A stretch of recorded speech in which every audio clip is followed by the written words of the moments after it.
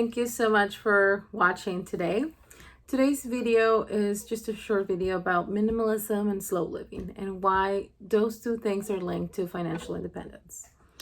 Looking at my budget and looking at my family's expenses for 2019, I realized that we spent a ton of money eating out, hanging out. Well, it was 2019 and we were not in lockdown for several months and we were able to enjoy life outside of the house. And I realized, even though it's great and my husband and I both loved hanging out with friends and eating out with family and friends, I realized that the amount of money that we spend in food, eating out and doing Uber Eats was ridiculous. So, moving into 2020, before the pandemic and everything started, we already had planned to cut down on a lot of eating out and things like that, and definitely stop Uber Eats. And we started pretty well.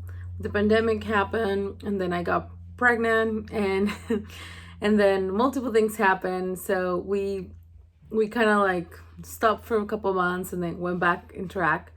Last summer, I quit my job.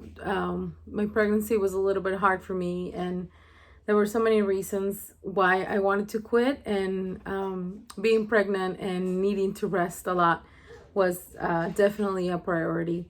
And so that allowed me, after my daughter was born and I became a stay-at-home mom, it allowed me to kind of pay attention to where our money goes. And being home all the time and cooking a lot, I realized, oh wow, we can save a ton of money. Also last year, in 2020, we moved to a new house, and it's an old house, but it's new to us.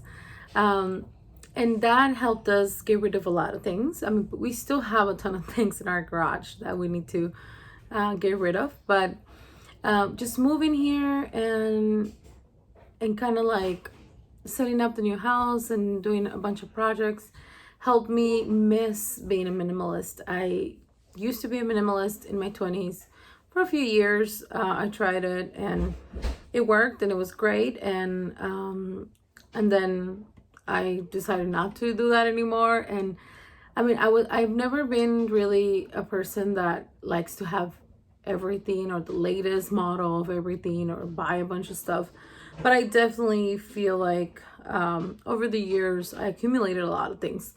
And so I slowly started decluttering my closet first. And that's one thing that I wanted to say too in this video is having a wardrobe capsule has saved my life.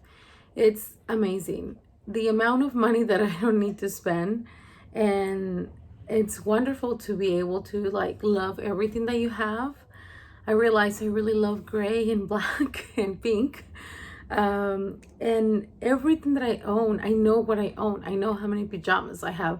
3 sets of pajamas. I have 5 leggings. I have 3 jeans. And I don't need more. I honestly don't. You might think it's a little bit. I think it's more than enough. I have, I think, 6 or 7 pairs of dresses because I have summer and then fall dresses and things. I do love dresses. This is a dress, actually. This is a t-shirt dress from Amazon. But just having a very simplistic closet also saved me a ton of time. And that's one of the reasons why I think minimalism, slow living is linked to a financial independence.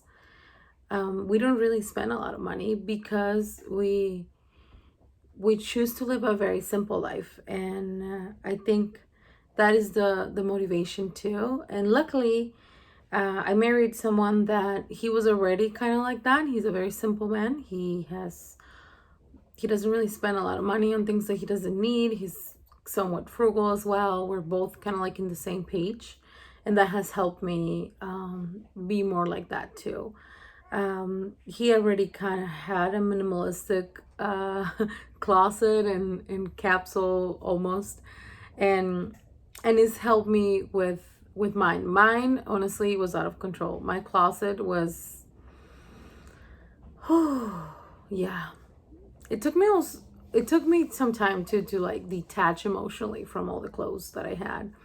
And it feels amazing. It feels so liberating. The slow living lifestyle, I recently started researching more about it, and I think it goes along with our goal to be retired. My goal right now, which I really hope we can do it, is to be retired by 40. And I'm not saying retired to where like I'm never gonna ever work again.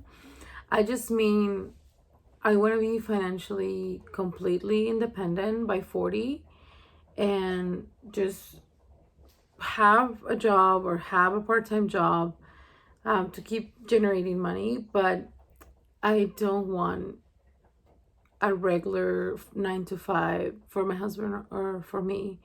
And I see us both just raising our kids and enjoying life and living happily ever after. And um, that's not going to happen without making sacrifices. And I think one of the sacrifices that we're doing is, which it doesn't really feel like one, is just be frugal and be simple and enjoy life and don't spend money on things that you don't need. And that's something that we both kind of are in the same page. We both don't have a car payment. We don't plan to ever get one. We are perfectly comfortable driving cars as they get older. And yeah, so the slow living lifestyle, I wanted to mention that a little bit too.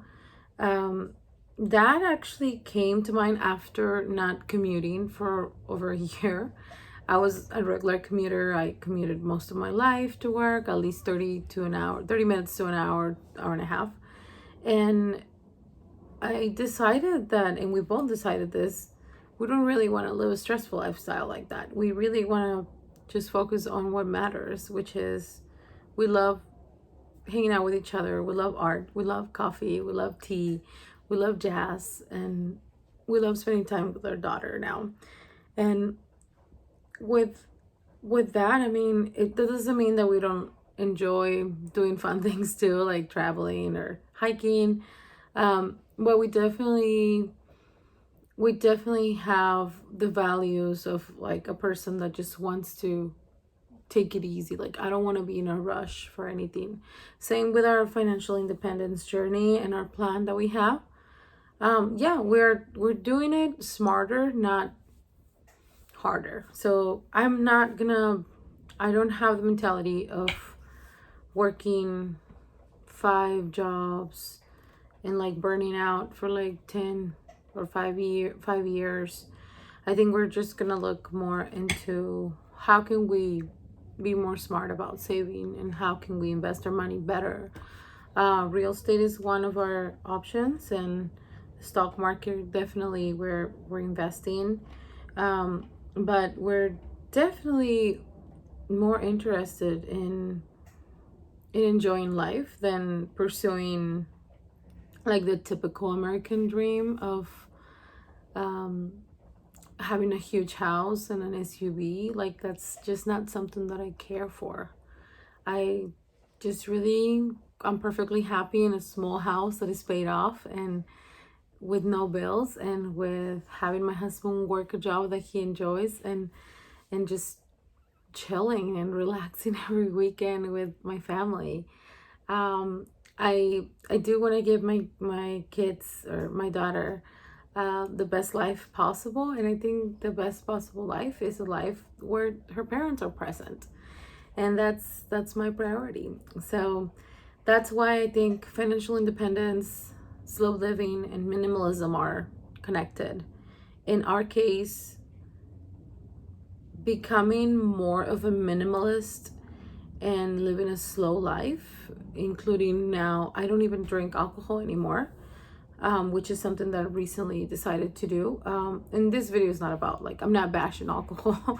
I just read a few things about it, and I know it's not great for my brain or anyone's brain, and it's a great way for me to not have to spend money on it anymore. So that's great. I wasn't already drinking that much, so now like, oh, I don't really need it. And just embracing how much you can do with those actions, with the intention of owning less and living a slower life. You can definitely achieve that in the United States. And one thing that my husband and I decided, because we follow a lot of couples and families that are into like retire early or financial freedom. Some of them move to to South America or Central America or Europe. We both know that we don't want to move out of the United States, and we both know that there's plenty of cities in the United States and states where you can have a wonderful life with not a lot of money. And so we live in Washington, and we love Washington. We are probably going to stay here for a while. And if we move, we might move temporarily, just but we're definitely not opposed to visiting Europe or South America or Mexico. I am Mexican American, so I love going to Mexico. But we definitely don't want to raise our children outside of the U.S. We really love the U.S. and we really enjoy our life here, and we think America has a lot of beautiful cities and a lot of small towns and places where your money can go pretty far.